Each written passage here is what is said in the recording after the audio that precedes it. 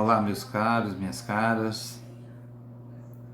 Espero que estejam todos bem nesse momento em que aqui nos encontramos, em que vocês nos acompanham nesses minutos que nós trazemos uma reflexão sobre a obra Palavras de Vida Eterna. Então é um momento que nos serve para lidar com esta obra que tantos esclarecimentos nos trazem para que ao longo da nossa existência, ao longo das nossas experiências, a gente possa refletir sobre os ensinamentos aqui contidos. Eu me chamo Neto, sou mais um colaborador do Centro Espírita Lar dos Humildes, e então vamos para a mensagem de hoje, que é a de número 116, intitulada Na Execução do Melhor. Esse capítulo foi trazido por Emmanuel, as suas reflexões, a partir de um pequeno trecho, ou melhor, do versículo 24, do capítulo 10, versículo 24 da carta aos Hebreus, na carta de Paulo aos Hebreus, que diz o seguinte: consideremo-nos uns aos outros para os estimularmos à caridade e às boas obras. A gente faz um pequeno olhar sobre as cartas de Paulo, mais especificamente essa carta aos Hebreus, que Paulo faz aqui uma referência para que um incentivo, eu diria, para que os membros, especialmente os membros judeus da igreja, da igreja do Cristo, dessa nova ideia que foi surgindo, que é o Evangelho, que foi a mensagem do nosso Senhor Jesus Cristo.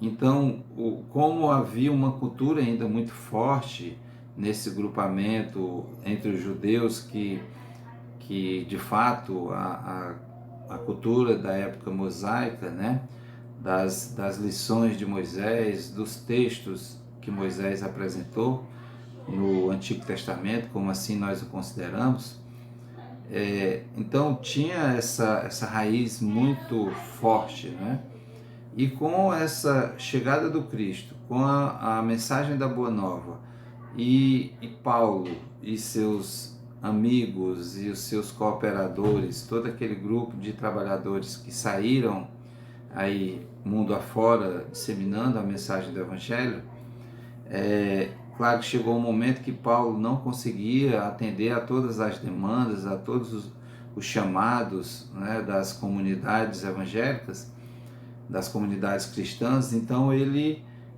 recebeu a intuição de começar a escrever as cartas, As pessoas iriam recebê-las de maneira como que o próprio Paulo lá estivesse levando então uma mensagem de conforto, de força, de renovação, de fé, de esperança, enfim. Então, no caso da carta aos Hebreus, o grande objetivo era, de fato, estabelecer, fortalecer essa fé dos irmãos hebreus em Jesus Cristo, para que eles não trouxessem de volta os dogmas, e até mesmo a maneira como os hebreus agiam, baseado nos ensinamentos, como nós falamos, de Moisés. Um deles que a gente pode citar aqui está no livro Levítico, sobre os ritos de purificação, por exemplo, que os sacerdotes eram as pessoas designadas a fazer esse rito de purificação. Então não tinha um compartilhamento disso, não havia uma divisão dessa tarefa, era algo específico dos sacerdotes.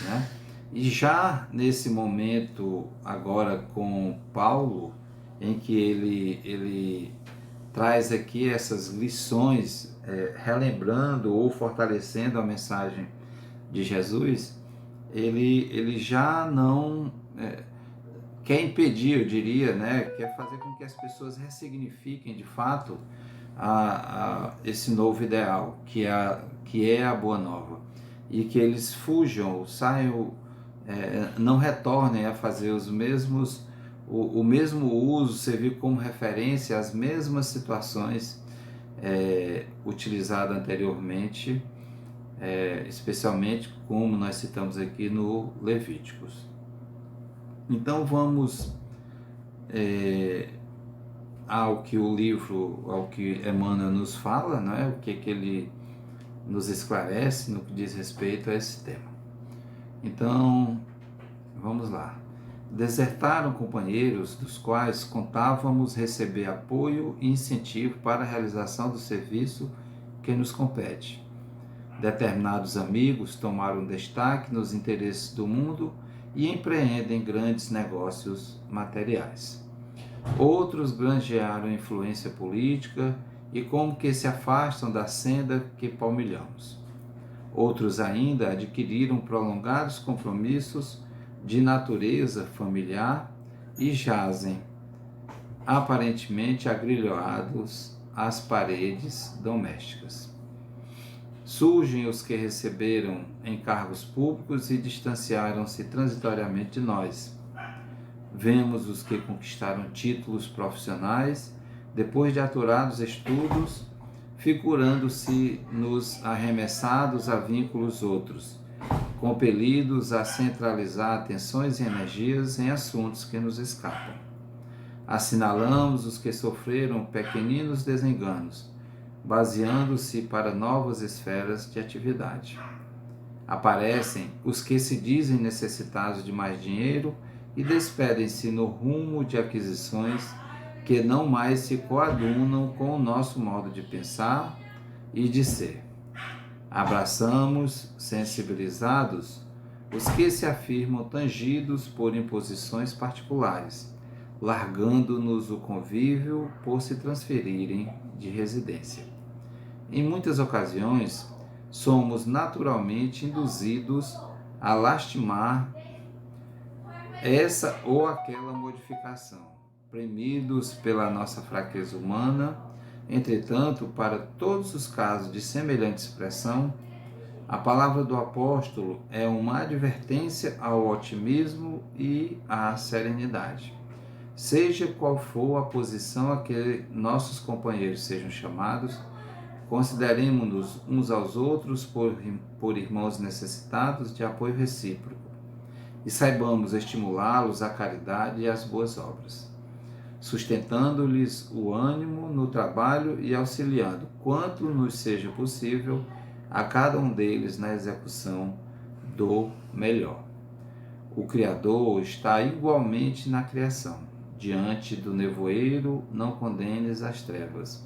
Acende a luz do serviço e espera por Deus. Então, vejamos aqui o que Emmanuel traz com esse texto, um pouquinho mais prolongado, né? Normalmente os textos são um pouquinho mais curtos, são mais sintetizados, mas existem diversos apelos que a nossa condição material nos impõe, né? Pessoas que se adaptam mais ou que se coadunam ou que se sentem mais atração tem uma afinidade maior por uma área A, B ou C, como a política, por exemplo. Outros com relação aos negócios, aos empreendimentos que se submeteram, que buscaram para a sua existência. Surgem outros encarregados dos encargos públicos e que se distanciam transitoriamente desse trabalho, né, de ir ao encontro do outro, de servir ao seu próximo. Então são as mais diversas situações que conduzem homens e mulheres a não se atentarem, a não perceberem a necessidade de ir ao encontro do seu próximo, de nos considerarmos uns aos outros, né, para nos estimularmos à caridade e às boas obras, como assim fala Paulo, que a gente considere uns aos outros para nos estimularmos à caridade e às boas obras, porque esse é o caminho que nos conduz ao Criador. Não precisamos e não devemos, né, deixar de exercer as nossas atividades profissionais, não é isso. A gente vai sim em busca disso, porque é necessário, nós vivemos, não podemos nos esquecer, que nós estamos vivendo no plano terreno. E nós necessitamos das condições materiais que aqui nos são impostas. E então, a partir desse conhecimento, desse entendimento, dessa busca pela profissionalização, sem nos esquecermos daquilo que é fundamental e necessário para a nossa vida, que é a vida do Espírito, que é a vida que nos conduz ao Criador. E de que maneira nós vamos nos aprimorar, de que maneira nós vamos nos conhecer melhor, fazer uma introspecção e entender que cá nós estamos vivendo essa experiência carnal com o objetivo desse aprendizado. E quando nós nos entrelaçamos, damos as mãos uns aos outros, a possibilidade de que nós acertemos, ela é muito maior, porque à medida que a gente vai num determinado caminho e que não é o mais correto, mas a gente não se apercebe disso, aquele que está caminhando junto conosco, ele pode nos alertar: olha, talvez esse não seja a melhor forma, não seja o melhor caminho a ser seguido agora. E aí as decisões são compartilhadas, não são decisões monocráticas, não são decisões do que deve ser seguido, como a exemplificação aqui do Levíticos, em que o sacerdote ia para o ritual de purificação e ali ele se tornava a lei, né? Ele seria a lei a partir daquilo. E quando nessa solicitação que Paulo faz aos hebreus, para que todos se deem as mãos e para que a gente não caminhe só, para que a gente não caminhe desviado das orientações que estão contidas ali nos evangelhos, né? Então, esse é o destaque, esse é o fundamental e é o importante no nosso hoje, no nosso agora. Dar as mãos, todos nós que nos entrelaçamos no mesmo objetivo, ou em objetivos parecidos, que é o de ser útil ao nosso próximo, de aprender com o exercício da caridade, de aprender com a prática do amor.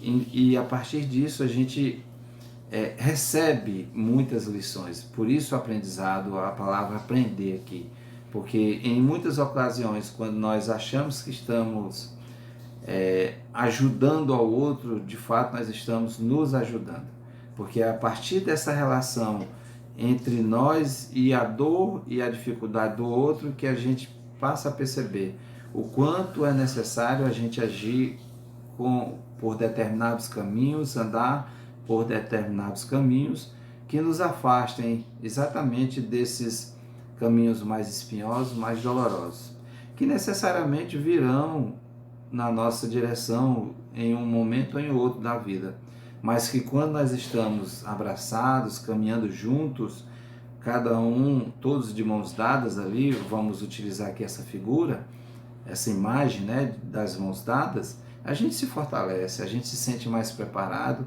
para poder cumprir com os nossos desígnios, cumprir com as nossas obrigações, com os compromissos que nós assumimos antes de retornarmos ao plano terreno. Então, essas reflexões nós pedimos que vocês façam a leitura do livro, tirem suas próprias conclusões sobre o que está sendo posto aqui, né, para que vocês de fato compreendam e entendam aquilo que é mais importante para você na sua vida, nesse momento em que cada um de nós nos encontramos aqui nesse planeta com o objetivo de progresso, de aprender, de ser útil, de servir, para que o nosso amanhã ele possa ser mais virtuoso. Então, meus amigos, minhas amigas, era a mensagem que nós tínhamos para trazer para hoje. Espero que Deus, peço, melhor dizendo, a Deus que nos abençoe a todos. E até o nosso próximo encontro.